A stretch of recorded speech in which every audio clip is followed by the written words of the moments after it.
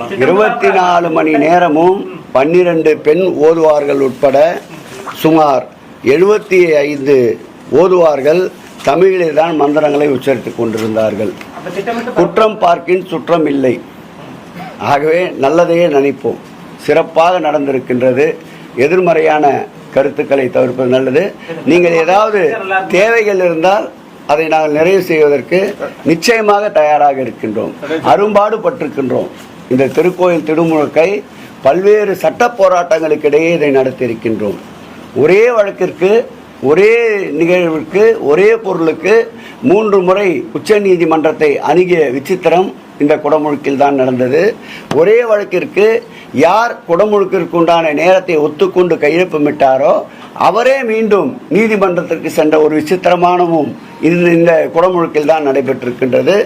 மதுரை நீதிமன்றத்தில் பெஞ்சில் மாத்திரம், அமர்வில் மாத்திரம் 3 முறை இந்த திருக்கோயிலுடைய வழக்கே திரும்ப திரும்ப பெறப்பட்டது.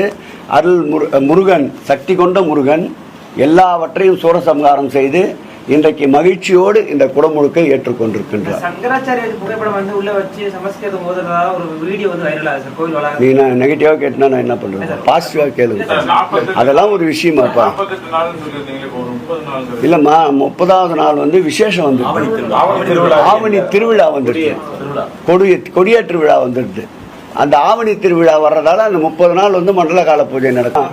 இன்னைக்கு சமூக வலைதளங்கள் 1 லட்சத்துக்கு மேல வந்துடுச்சு.